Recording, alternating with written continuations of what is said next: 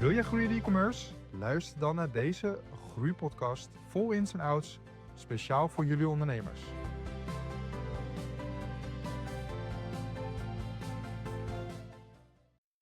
Hello, this is Michael Berger of Fish and Burger, co-founder of Fish and Burger.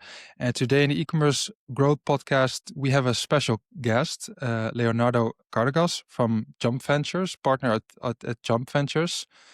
And I'm happy to have you on the podcast, Leo, and excited to talk to you and get your brains and experience and thoughts on so many things related to e-commerce and growth. Great, Michael. Great to be here. Excited to chat to you as well and give value to the community if I can. Thanks. Yeah. So, I've done my research, so I know what you've done with Gocases and like the brands you grew, your own brands, and at some point, you decided to share your knowledge and your network, and I think you refer to like a grow machine on your website with other founders. Some of them I personally know, and they talk very highly of you. That's why I'm excited to have you here. Can you maybe like share some more introduction about you and about Jump Ventures? Yeah, for sure. So basically, I'm an entrepreneur myself. I started my first e-com business around 10 years ago now. So looking in retrospect is a kind of a 10-year anniversary at the moment. Congrats. I think I started doing e-com at the time that many things were new. Many platforms were new, and in terms of platforms, I mean like Shopify, Meta, and the whole game of doing e-commerce. Yeah. So I started in a time that many things were still trying to be figured out and were in their starts. And we basically created a brand from scratch, bootstrapped out of Brazil, called Gocase. And in that brand, we significantly grew year over year. It's now a 9-figure brand. We managed to learn a lot about growing a brand, growing a D2C brand, understanding how to do this over multiple regions. So we sold in North America, in Europe, in South America, in Australia. And we basically learned how to be entrepreneurs and how to actually create a growing, profitable business. So what are the business basics that we should really implement to be somehow successful, right? And fast forward years later, I found myself at a stage in Gocase where I was looking for new challenges and trying to understand how can I help and give back, because we were basically growing a lot on the back of a lot of advice, coaching, mentoring, and that has significantly helped us over the years to get to the next stage, right? And I thought, okay, this is a good time to give back, and I think it's a pleasure project to go and try to mentor other entrepreneurs and help smaller e-com businesses to thrive. And I just started doing this on the side as I was also managing Gocase, and I found to be very an energizing thing. And of course, for me, it was always about making an impact. So I got to mentor over these last 4 years over 150 D2C companies now. And many of these companies have grew in the first year that I really tried doing this. They grew quite fast. Some grew exponentially. And then we thought, hey, I think there's a business here. There's a business opportunity. So that's when we created Jump. We created Jump Ventures, which has shaping up to be sort of accelerator, incubator for brands that do have a very high potential to get to 8 figures and later on, if possible, to 9 figures as well. So we basically identify e-commerce brands that have the potential to go a long way, and they are now just on the 7-figure or high 6-figure game, right? So that's how we created Jump Ventures, which basically invests, acquires, and accelerates e-com brands.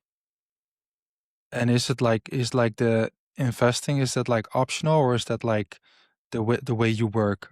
Do you want to also invest in brands you work with, or is that not necessarily the case? No, so a good question, because basically this was all born out of a passion project. So I just started mentoring companies pro bono for free, right?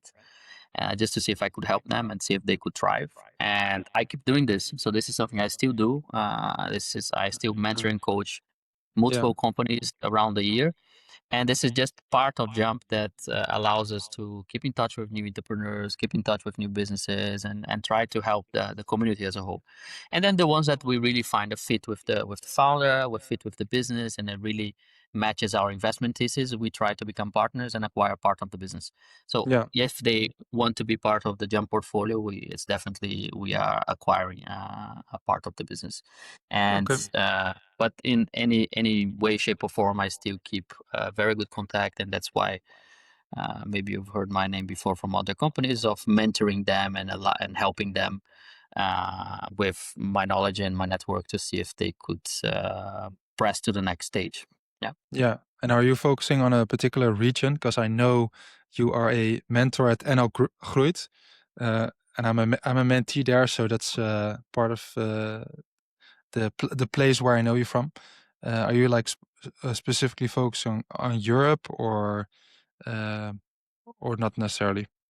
No, to tell you the truth, I have, because I'm based in the Netherlands and I'm also very in touch with the ecosystem here. I do get a lot of Dutch entrepreneurs that come to ask for help, and I do mentor and coach them. But I have to say that over the years there has been companies from all over the world, a lot from the US, because the market there is very dense and evolved in a way for e-commerce, right? So a lot of companies come from the US and Canada. Yeah. Then we have a good portion also coming from Australia. And then because I'm based in the Netherlands and because I also understand the ecosystem, quite a few come from Europe. Yeah. So Yeah, there's not really a focus. It's just also my experience has been growing brands in all these different regions. So it's good for us to be in touch with entrepreneurs from different regions as well. No yeah. specific focus there. Okay. Would it be fair to say that like most things like you've learned in the past with one or like a few brands are like really applicable to like other brands? It's like sort of like a science. So if you do the right things at the right time, you have like a certain uh percentage that you will likely succeed. Is that do you say that's the case? And of course there are criteria that like an idea or a concept or a business needs to meet. I also want to hear about those, but would you say that's the case? Yeah, I believe that there's two different things. I think that entrepreneurship as a whole is very much the same everywhere. And when we talk about e-commerce, it's just the same problems. It's just in different flavors a little bit, but it's the same problems that entrepreneurs go through, and they have to solve them on a phase by phase basis. So there will be the same hiring problems, the same expansion problems, the same financing problems. It, they will all have the same type of problem. So in the entrepreneurship journey, it's very replicable to everyone. And then there's the e-commerce side, which is about the playbook on how to grow a brand on e-commerce. And we really developed the playbook, and we believe, based on our experience, all the tests and the amount of um, use cases we have done in the past, that there's really a playbook on how to grow a brand, D2C brand, online on the back of paid media. Yeah. And I think there Yeah. are other playbooks to growing brands in a different way, but for us is a D2C online on the paid media side. Okay. Okay. Yeah, and I want to hear all about the playbook after this one. So I'm curious. Like you mentioned something about like players, like as founders or entrepreneurs. How do you recognize an A player, and how do you like what are the criteria for like potential successful concept? So those are two questions basically. For a player founder or an A player that is an employee, you mean? Founder, I mean. Yeah. So it all goes back to behavior, in my point of view. An A player is someone who has a behavior that is really thriving in terms of constantly trying to strive for success and constantly trying its hardest to try every single trick in the book to actually get there. And what I mean by that, it's 90% transpiration and 10% inspiration, to tell you the truth.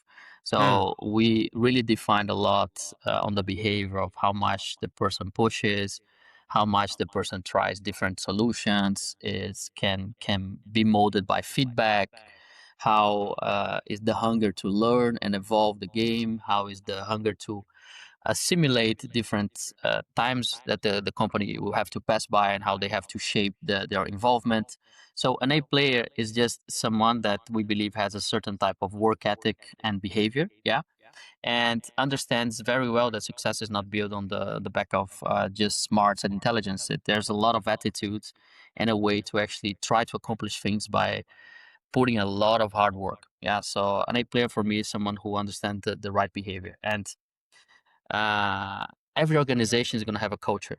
So an A player in one organization might not be an A player in another one because the culture of the company is different. Yeah.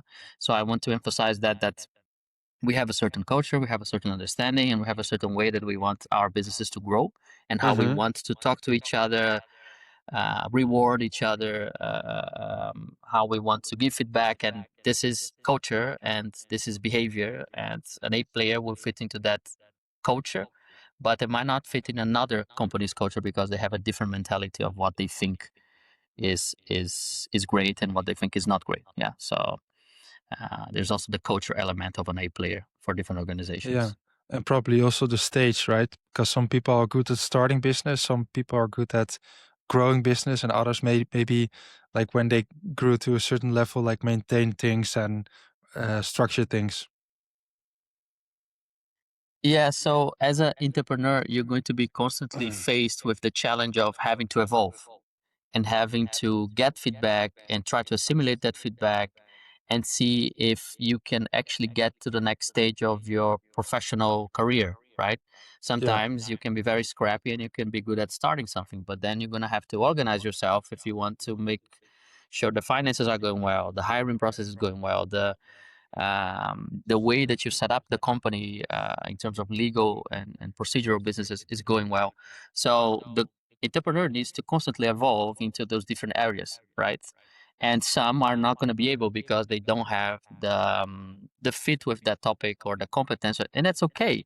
But then they need to find alternatives for that. They need to hire people. They need to find co-founders. They need to find ways that a shortcoming because of their skill set is going to be complemented somehow, right? Yeah.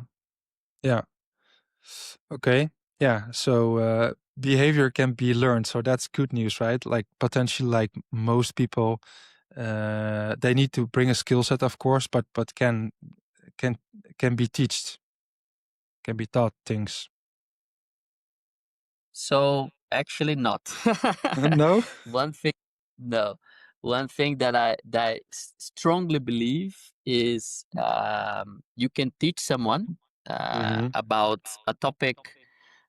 They can learn about many different facets of a business, be it finance, marketing, process, whatever. This is knowledge, and knowledge can be taught and can be learned. Behavior, you either were born and raised under a certain guidance of rules, and this is yourself and your behavior, or there's not going to be anyone that's going to change you, right?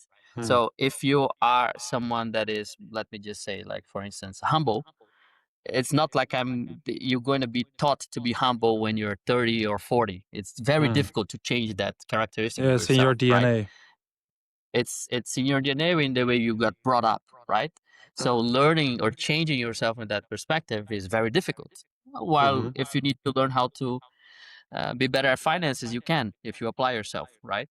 So behavior and the work ethic, it's something that yeah, you either have, and you have a certain types of behaviors that are amazing and other types that are not so great, but your business will need to evolve in the way that you need to see your shortcomings on behavior. On knowledge is something else. Knowledge you can learn and you can apply, and you can be better, but behavior is something different. Behavior we don't believe we can change. You're either this person and you act a certain way or not. Okay, well, good to have your complete view on that. So before we go to the playbook, like what are for you like the most important criteria like that an e-com concept needs to meet to be successful, like potentially, such as like I don't know, margin, high demand. Um, Yes. So I don't I will give you a couple of concepts here because I don't want to sound as a guru that there's only one way to be successful. And what I found over the years, and the more I learn about other companies, the more I learn about other entrepreneurs, the more I think about different types of companies that got brought up, be it a e-com company, a SaaS company, a retail company. There's multiple ways to success, right? There's multiple roads to success, and there are multiple ways that you can achieve success, right? But the way we have seen that there's a high probability of success in e-commerce, there's a couple of KPIs and traits that we really believe, okay, if they are within these boundaries, there's a really high probability for this company to be successful, and it's about adjusting those. Yeah. So there is a set of KPIs, for instance, that we always look within a company to understand, is this company being shaped in the right way or not? Yeah. And the first four KPIs that we always look is basically review rating. So this is star rating and the overall reviews. It's repurchase rate, it's AOV, and it's conversion rate. So these are the four KPIs that we kind of adjust and constantly try to understand if they are in the right levels so the company is scalable and successful. And this is scalable and successful for an e-commerce business that we believe can be highly profitable or profitable over the years. So I'm not really interested in businesses that can scale a lot on a 2% profitability, 3% profitability. I believe that business in e-com can be highly profitable, they can grow over time, and they can still maintain very good unit economics if they have a set of KPIs that allows them to. Yeah. yeah. So these four KPIs, I can explain a little bit more why, but these are the four KPIs that we believe that they have a very likelihood of success in the end. Yeah, I would expect you would say like CAC and lifetime value, but lifetime value is of course like AOV times like the number of times people return, and CAC is like for advertising, right? That's what we do as an advertising agency, but that is not necessarily like the source where you need to get new customers from, of course. Yeah, so it's really different. So there are a couple of views here that I got to learn over the years that it's not about the end KPI. It's about what does that KPI mean for the overall business and the health of the business, right? So for instance, one of the most important ones that people overlook is the reviews. If you don't have really healthy review levels, and we say a 4.7, 4.8 out of 5, yeah, it means you That's don't quite have a high. product. It's quite high, but it's very Ye- achievable. So yeah. yeah. Yeah, sorry, continue. Now we really believe that if you're not in this level, it means there's something missing. There's something missing in the offer, in the product, in the service, in the brand that doesn't allow you to go full blown. There's always something in the back as pulling you back, right? To say, hey, customers are not entirely satisfied with this product because of reason A, B, and C. Customers are not really entirely satisfied with the service because of A, B, and C. So if you have a 4.2, 4.3, it means you still have quite a lot of room to improve until you're actually consistently scaling, because there is something that is not pleasing the vast majority of customers. And when you have this 4.7 and above, it just means you are in a level where people love the product, they would love to repurchase, they love the brand and the service. So you're set to go in terms of trying to push this to go all the way to 8 figures. Yeah. Okay. Okay. Thanks for elaborating. So, yeah, going to 8 figures. That's what most founders are. They have the ambition to go there. Like the listeners, they are at like 1, 2, or 3 million annual revenue per year. They want to scale to 10, and that's like the phase where we as a partner like help them with, mostly from the performance marketing side of things. And I often see that they get like the same challenges at some point. So we try to also bring them in touch with like other founders so they can learn from each other. But you obviously seen a lot more than us. So I would like to get like the challenges like they potentially face and how to overcome them. Ideally, like in a step-by-step approach, if you can. Yeah. So how do I view a 10 million journey? Can be separated into different revenue buckets. So there's the 1 million phase, which is the brand is basically trying to get product market fit. Yeah. And this 1 million phase is the phase that many companies get stuck and most probably don't succeed, right? And after they are past the 1 million phase, there's basically the 1 to 5 and the 5 to 10. Yeah, those are the two different phases that I see that there's going to be with the scaling. Okay, and sometimes you can go 1 to 10 in one go. Yeah, and you can skip this middle phase of 5. But I've seen over the past years that it requires you to have a certain experience and know-how and not waste your time doing tests that are really not relevant for the growth. And that's where many companies and founders get stuck on the 5 to 10 phase, right? Many companies plateau on the 5 million, and they just don't know what they don't know that they really need to focus on to get to the 10. Yeah. So 0 to 1 is one, 1 to 5 is another one, and 5 to 10 will be the other step. Yeah. And how we think about that and how we think about prioritizing the steps is basically understanding that at first you need product market fit, which means you are getting a product that has good demand generation. Yeah. Has a good set of reviews, and you're finding early validation of how to scale this into a specific market or multiple markets, right? So you're just testing the waters and pushing perhaps some advertisement spend, having some success, and having some feedback from customers. Oh, they love the product, they want to buy it back, and you're reaching that 1 million mark after the product is really clicked, right? Then from the 1 to 5, you're basically trying to adjust severely your pricing strategy, your product launch strategy, and your advertising strategy. Yeah. So it's very important that you have a good enough portfolio or a wide enough portfolio sometimes to be able to get to the 5 million. Yeah. So many companies struggle that are a single product shop, right? So there's many shops that only have a single product, and they struggle to be able to untap more revenue because they are growing on the back of only one single SKU. Yeah. And they cannot really create a portfolio that is enough to have an aggregated revenue in that sense. So making sure that you are increasing your portfolio and having a hero products and complementary products to go to the 5 million, it's one of the first challenges. Yeah. So having a product launch calendar and strategy that is constantly evolving. Yeah. While you're doing that, you're also thinking about the pricing. So this is one of the first things that you have to unlock to make sure that you can grow, is finding the right price, the sweet spot price that people see the product, they see the value, and they will immediately say, okay, this is worth buying this product.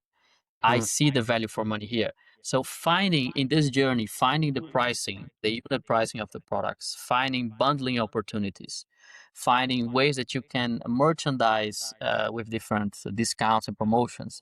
This is also key in this 5 million phase, right? And of course, the advertisement side, because I'm speaking purely from an advertisement perspective on how we go the brands, that you have to find a system of which countries can you scale, which product categories can scale, which concept of advertisement is the main concept that really scales, and which platform, which usually is a meta platform if you are a demand generation company, and Google if you're a demand capture company, right? So based on all of that, you can get to 5 million if you are doing the right steps in terms of advertisement, playing enough with the pricing and merchandising on the website, and making sure that you are constantly working your product portfolio, right? Yeah. If you get to the 10 million, it means, in my view, that you have started to perfect those three. It's not that you're just playing, is that you know exactly what are the most impactful things to do on the advertisement side, on the pricing side, and on the product launches. You have tested enough that you know, okay, I'm not going to do 50 things here. I'm going to do 5 because they are going to really drive performance. I Yeah. don't have to, I know the cadence where I need to launch a new product. I know the cadence that I need to launch a new variant. I know which price point works best for my consumer. I know which type of offer in terms of discounts or bundling works best for my consumer. And Mm-hmm. then on the advertisement side, I know what is my best channel. Yeah. And I have a machine of content being utilized to constantly evolve my figures. I have different concepts, different formats, different creators, internal team, and also a freelance team. So you evolve in that part. So you really know where where to focus and not waste too much time and get momentum. So that's why I said, Okay. if you really know what to do, you can sometimes, and we have done this more than once now, jump from 1 to 10. Okay. I want to go like one level deeper, and I have many questions actually. I'll try to like structure them. So yeah, the first one is like you mentioned about like countries to choose. Like in the 1 to 5, are you already like um would you say that it is already right timing to go to more than one country, like expand like to other countries? Because before you mentioned like focus, and my experience is that like when they hit 1 million, they feel they are ready to scale, and then what they often do is they're gonna run harder, and they're gonna like add more channels and hire more people and do the same, but try to do it, try to run harder, and just plug in as many things as they can think of, and also like expand to other countries, and then they go to Germany because it's 5 times bigger than the Netherlands, and then not really doing their research, and then they found out like the dynamics are like in the market are like way different. The consumer is different, and then the results are not that good, and then they're like yeah. So what would you say? Like, when is the right timing to expand? Is my question. So I think that there's multiple things to uncover there, and a couple of concepts as well to make it clear. There is the shiny object syndrome, right? You're always trying to find shiny objects and try to go, oh, this is an opportunity, I can do this. And if I do that, I can also enable tap a little bit more revenue. And if I do this, so there's always the shiny object syndrome that you're constantly looking for new things, right? There is also the 80-20 concept. Like it's very important to always keep in mind, like 80-20, 80% of my effort, time, money should go to things that are impactful, that I Mm-hmm. already know and are validated, and then the 20 other should be tests and things that I'm trying on the side to get the early validation and try to push there. Yeah. The next one is doubling down. So many people forget that once they untap something, they already go and look for the next thing instead of doubling down on the thing that is working. Yeah. So I find it very important to understand what is working for you and how can you double down until you start to feel that you're reaching a ceiling. And this is where you really try to put major effort on another channel, another country, whatever it may be. Yeah. But before that, you need to be worried about doubling down and doubling down fast. Yeah. Because you might lose the timing, you might lose an opportunity that is right now. And if you don't do this right now, you're gonna lose the timing you have of that opportunity. Yeah. And the other thing, which is a major concept for us, is minimum effort, maximum impact. It's Mm-hmm. focusing on things that you can validate very fast. Yeah, and they are going to require the minimum effort in terms of time, money, people, and have the highest probability for impact. Yeah. when you start doing those things, you start making tests and moving over a prioritization that will allow you to say, okay, this project is going to take 6 months to 1 year to materialize, but this other one is going to take 1 week. So I'd rather do this of 1 week, And if you go through this matrix of prioritization, you will see things like, should I go to another country or should I release another product? Should I change the price of my main products or should I try to do an SEO product launch? An SEO investment. Optimization. Yeah. Okay. Yeah. Should I try to increase the content output and have a meta, or should I try to start advertising on TikTok? So all of those things should be a way that you see, okay, what can be validated with the smallest amount of time, meaning 1 day, 1 week, 1 month maximum, and they have the highest probability for impact. And as you start to do this, you will start to get a better feel for what really can drive impact for your company and what really drives costs or efforts as well. Yeah. So there's multiple scenarios where I will tell you doesn't make sense to go to another country, but a similar company will make sense. Yeah. Yeah. So there is not one rule fits all, but it's more of an opportunity game. Where do I have an opportunity gain at a certain amount of time? And what are the things that I'm going to actually lose quite a lot of potential of impact if I start focusing on something else? Yeah. Yeah. I get it. It's not that black and white. Or like going to a new country is not necessarily tied to like a amount. So we have this sheet, we call it ranking the stars, and like during like strategy sessions with clients, we gather like ideas and we also bring new ones to the table, and we put them in this Excel sheet or Google Sheets, and then we rank them also on this with the same criteria like impact, ease, and I believe the other one is like like the impact, ease. So it's more or less the same. Is that also how you work? Like prioritize them in Excel? Yes. So based on our experience, we kind of already know the impact probability of many activities, from the past. Yeah. So it's like a 3-column Excel where validation time, amount of effort, potential impact. And when you do this list, you see, okay, pricing changes, effort, 5 minutes, I can change the price of things on website. Impact, high probability. Yeah. And validation time frame, depending on the website, it could be 1 day, for some could be 7 days, and maximum many companies will do it in 2 weeks. Yeah. So when you do that and you look at other projects like, okay, let's expand into Switzerland. Oh, wait a second, but to do that, there will be quite a few things that need to happen beforehand, perhaps, to make sure that it's running smooth. So I'd rather change the price here now and see if I can achieve a better impact than going and expanding to another country. Yeah. Yeah, but it's just evaluating those opportunities.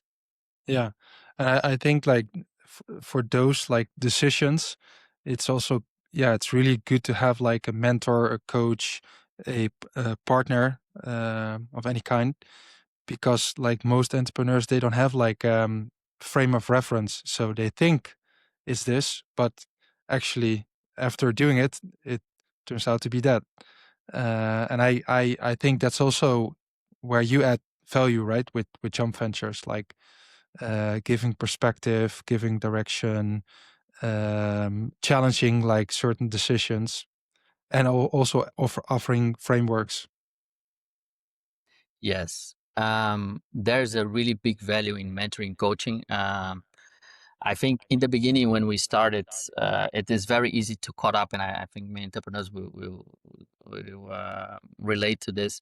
It's very easy to be caught up in the day-to-day and the operations and trying to make everything work and paying the bills and making sure things, and then you lock yourself in an office, you don't talk to anyone, you don't talk to other entrepreneurs, you don't try to get new perspectives, you don't try to meet successful other successful business, and then you miss out on that perspective that can change the game Literally, one thing can change the whole way you think, or can change the game for your business very fast. And this is just mentorship and connecting and networking with other entrepreneurs and business owners, right?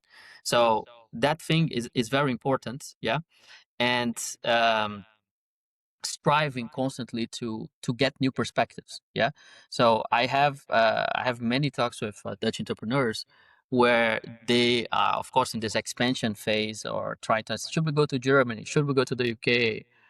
Many don't even dare to go to the US, and they don't have the perspective of what is the ceiling in the Yeah. Netherlands. And I have seen many companies in the Netherlands that you would never imagine can make so much revenue. And that can be another one that doesn't have this perspective. Say, but it's a small country. There's just so much we can do. And no, if you talk to other companies, you will see that there's different ceilings and different products can achieve different things. And expansions can be done in multiple markets, yeah, and you should try to look at that as well. But by talking to other entrepreneurs who have done the same, you might get a pretty good idea of what to do next. Yeah. Yeah, so this is like part of the reason why we organized this founder event that I mentioned to you on LinkedIn, like getting like experiences and perspectives from other founders, and also founders that have already done what they plan to do, or what they want to do. But yeah, this was a sidestep. I would like to go to pricing now, because you mentioned like pricing. How do you do that? Like test pricing. So there's two concepts that are important to understand. For me, it starts with sweet spot pricing. Yeah, there is a certain price point that it's really good conversion rate wise and psychologically, right? Yeah, so that you can have the right price for every product.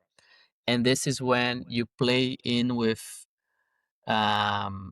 is it the 19.99, so it's just below 20, which means it's just a dinner, which means it's just, so people can really understand, or you put something in the middle, which is 17.50. I know, 17.50, what is 17.50?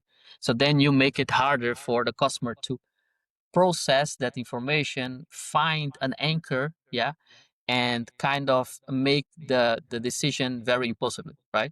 So sweet spot pricing just means that you have tried multiple times to find the best price for each product, yeah. And then the next one is the whole pricing mechanisms and incentives that allow you to grow your AOV and to grow your conversion rate. Because nowadays it's very difficult to grow a brand on the back of paid media with an AOV below 50. Yeah, below Yeah. 50 euros, below $50. So I would say this is really a requirement to try to strive for 50 and above. Yeah, because of the cost of paid media nowadays. But to get there, you might have a portfolio that is not that expensive, so to say. You might have products that are 10, 15, 25. And the mechanisms of merchandising and bundling things up and having a free shipping threshold and saying buy two, get one free, these are the mechanisms that allow you to constantly evolve the AOV and the conversion rate in the website, even though your unit pricing might be completely different. Yeah. So I have scaled brands that have a unit price of 25 and their AOV is 125. Also brands that have a unit price of 50 and the AOV goes only to 60.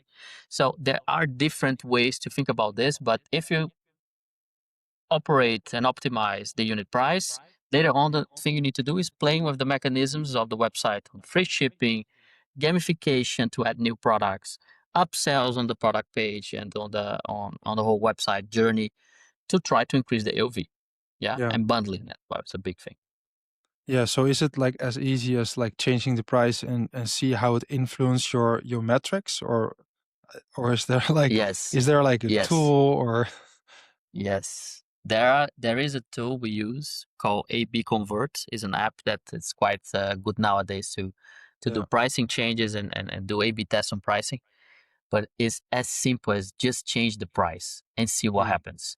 And if it Yeah. doesn't work, Worst case scenario, you revert back. And if it does work, oh, wait a second, we got extra profit, or we got a better AOV, or we got a higher conversion rate. And people are very afraid of pressing that button of changing the price, but Yeah. they should be more afraid of not doing this for a consecutive amount of months or weeks and then losing out on a big opportunity of, oh, if we just had done that, maybe we would have been in a different situation, you know? Mm. So just changing the price, and you, as I said, pricing changes will be almost instant. It's like a day, a week, maximum 2 weeks. So you see this was a good or a bad decision. And then Yeah. having tools like AB Convert can really give you the specific feedback, or tools like Triple Whale that can show you real-time profitability, can also help you get to that point. Yeah. Yeah. Yeah. Good one. So what else was there? So we talked on pricing. Um, what else is there? Like in the 1 to 10 million that we didn't cover yet. So there are three more things that I believe that are important, which is the content machine. So many people overlook the importance of content nowadays on being a growth lever. Yeah. So it's very important to understand that it is by pumping more content, by trying different concepts, by outsourcing creativity to creators and influencers, that you're going to be able to tell the story about your product, about your brand in a very different Mhm. way. And you are always one content away from creating hits. Like the more you test, the higher is the probability that you're going to find something, right? Yeah, that's a So good line. people, You're always one piece away. Kind of remember that one.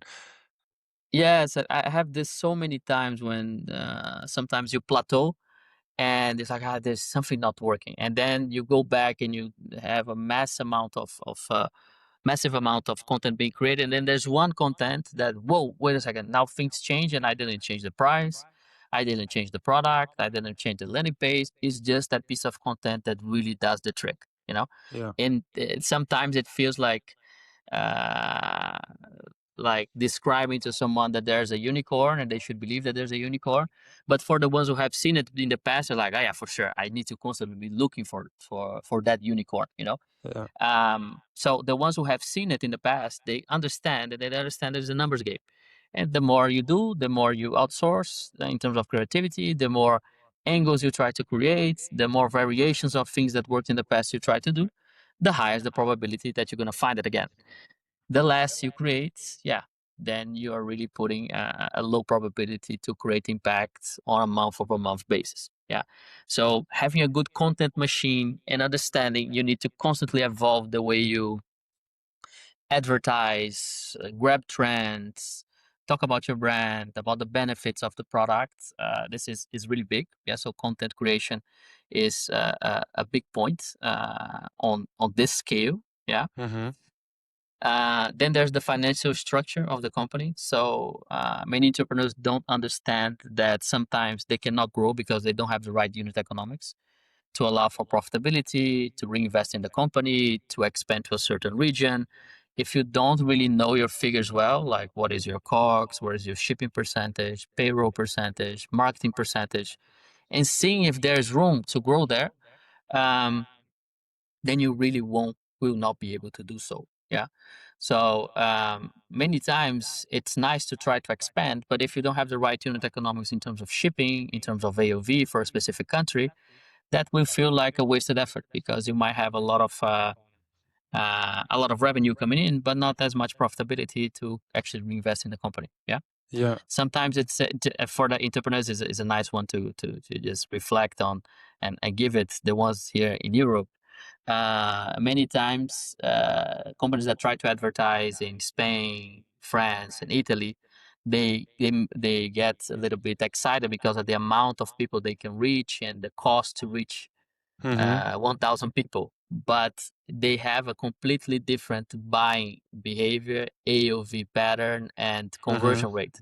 So it's the point of, oh, I can reach 10 times more people than I do in the Netherlands, but then at the end of the day, they don't have the same conversion rate or the same AOV.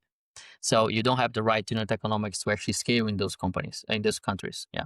No, and if you So started in the Netherlands, you already built some brand awareness there, right? And if you start in a new country, that's also often like a trap. Like entrepreneurs walk into, like making a business case based on the numbers from the Netherlands, where they already are active for 3 years, to Spain or to Germany.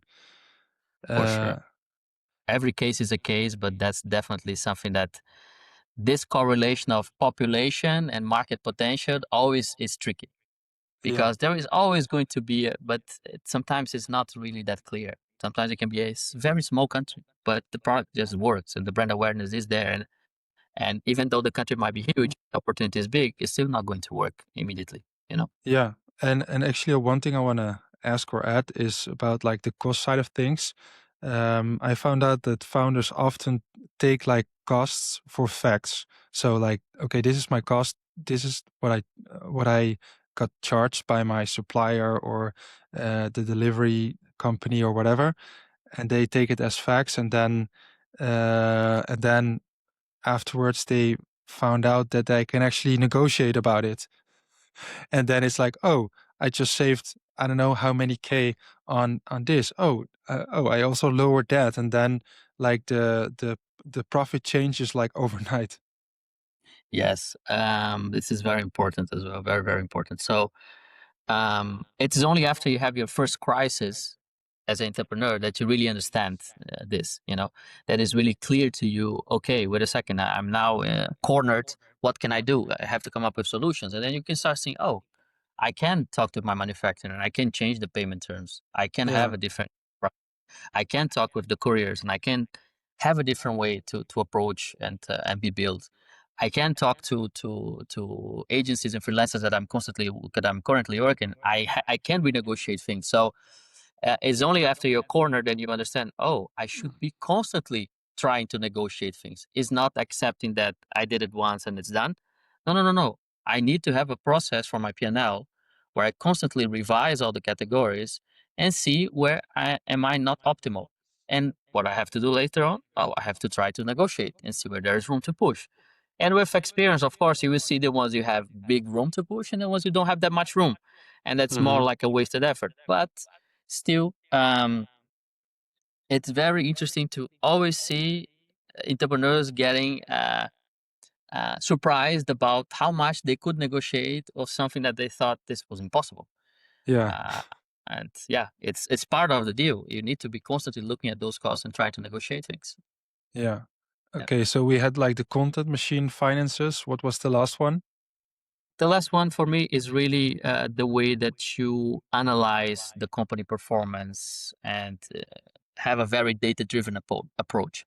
So I don't know how else to run a business. The only way I know is being very data-driven, and this is something that we have it as in a part of our culture, and we checking in multiple dimensions how we're doing financially, how we're doing the performance of the website, how we're doing in terms of product sales and country sales and contribution margin. So being clear that you need to have tools and reports and managerial dashboards that help you see things in real time, that helps you see things on a month-to-month basis in a very accurate view, that can give you insights, and you should be discussing over these insights constantly. It is a game changer. Yeah. If you don't create those habits of how to revise cash flow and how do I see the cash flow, how to revise my P&L and L and how can I have an accurate P&L, how to revise real-time performance and how can I adjust that, this is crucial. So we are approaching Q4 and we have a series of practices and dashboards and tools to actually see real-time performance and adjust things based on real-time performance.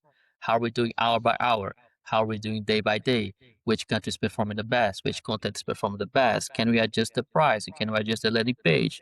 And having this view done in real time is super important. So I use a couple of tools to do that. Like Triple Wave is definitely one of Yeah. the tools that I try to see profitability real time. Then we have an app in Shopify called Store Analytics, which gives you all the overview and best views on Meta, on Shopify, and Google Analytics. So this is one we really use a lot, and on the day-to-day has been crucial for us to know where to press the buttons and how is the performance over time. Yeah. And there's a bunch of other supplementary tools and Google Sheets that we need to create for a specific view, that many times we do it on Locker Studio. Many times we create specific dashboards on Locker Studio because we can have a specific view done there. Yeah. So, but it is understanding that you need to have a data-driven approach. You need to have your data well documented and accurate to make sure you have the best decisions. How you're going to change price, where you're going to put your money, how you're going to push things, where are the most of the sales concentrated, and how you can start running tests there. Yeah. And for us, being data-driven is super important. Cool. I would love to see those sheets and tools sometime. But now we need to end it up. I feel like there's so much more you can tell and things I can ask. So much more to talk about.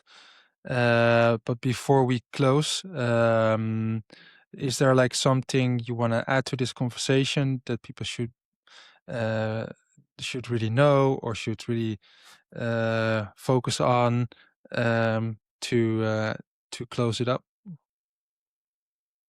Well, I think Or a it's important quote? for yeah, I think it's important for entrepreneurs that do listen to the conversation that, as I said in the beginning, it's mainly the same problems that everyone goes through. It is just the ability that different people have to learn or to experiment faster that will get them to the finish line faster. So it's not like they are not going through all the same problems, but some entrepreneurs are driving faster, trying to sometimes crush the car, and then I can go dismantle and try it again, and this decreases your learning time, right? Which means your curve to actually exponentially grow is on the back of your ability to test new things, try new things, and learn from those things. So this is how we grew, and this is the only way we know how to grow. We make 1,000 tests, we try 1,000 different approaches, and we keep trying to learn and iterate over those. So it's the same challenges, it's the same problems.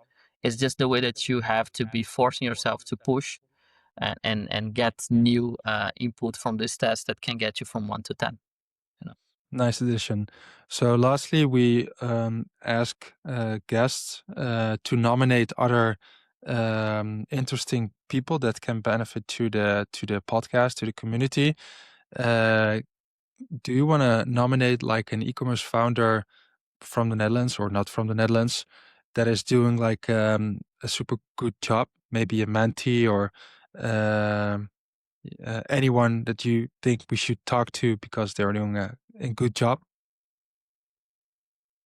Yeah, so I don't know if you have already talked to Willem and Siert from Happy Bed. I think they are a good company scaling here in the Netherlands, so there's definitely a great person to talk to. There's also Casper from LabFresh, which has managed to create a pretty cool brand in the Netherlands, and also in Denmark. Has done with a very interesting brand first approach. And there are many others that I could also reference, but these two come up to mind. That's good ones that could have a good podcast. Cool. Yeah, I know Willem and Siet very well. Casper a little. We talk to each other so now and then. So I'm gonna reach out to Casper, maybe ask for your help, but probably this would be enough since I'm already in touch. Invite him to the podcast, and he might be next. And for your time and your knowledge, I want to thank you very much, Leo. And wishing you a great rest of your day and weekend. Perfect. Thanks a lot, Michael. It's great to be here. If any other founder or e-commerce brand would like to get in touch, just reach out to me via the sign up form in the website. We are constantly, or on LinkedIn as well, we're constantly mentoring and coaching new companies. So it's a pleasure to just go and help other entrepreneurs as well. And I hope this was helpful for some of them as well. Yeah, I'm very sure of it. And it's jumpventures.co and Leonardo Caracas on LinkedIn. I will add the links to the show notes. Thank you. Perfect. Thanks a lot, Michael. Bye bye. Bye bye.